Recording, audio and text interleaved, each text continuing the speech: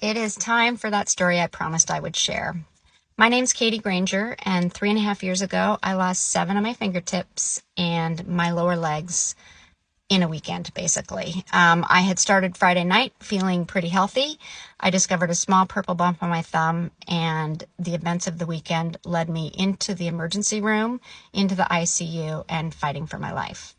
This story begins at the airport when I had landed on Kauai. I noticed that I had a small purple bump on my thumb, and it looked a little bit unusual. It was oozing a little bit of fluid. It was a bright pink color, we'll call it, on that first day.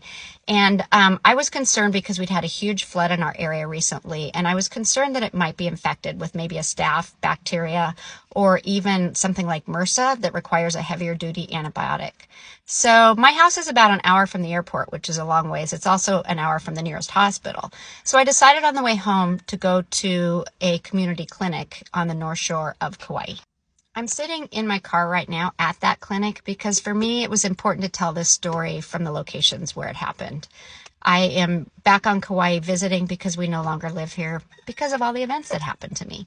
So I got to this clinic. I texted my husband who was away on a fishing trip, and I told him that I was just going to run in and get this little bump on my finger looked at. I wasn't very concerned about it, but I just wanted to make sure that I didn't need like a prescription antibiotic or something. So when I got inside, they took my blood pressure and my vital signs, my breathing rate, heart rate, temperature. Everything was completely normal. It's really important to note this. Everything was absolutely fine, other than that bump on my finger that was oozing a bit of fluid.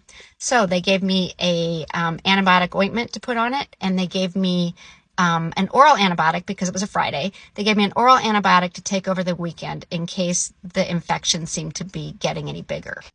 I went home that night, and I knew I was going to be alone because my husband was on this fishing trip in remote Idaho. And so I texted him and said I wasn't feeling well, and that I was just going to get some sleep. I wasn't actually feeling sick at that time. I was just really tired.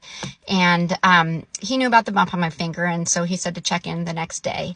And I basically just went to bed. I didn't really eat anything. I took my temperature. I didn't have a fever. And I figured that if I was to get sick, I would definitely have a fever. Although that was false information on my part, and we'll talk about that later.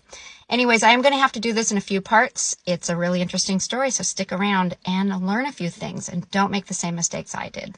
Follow me for more of the story.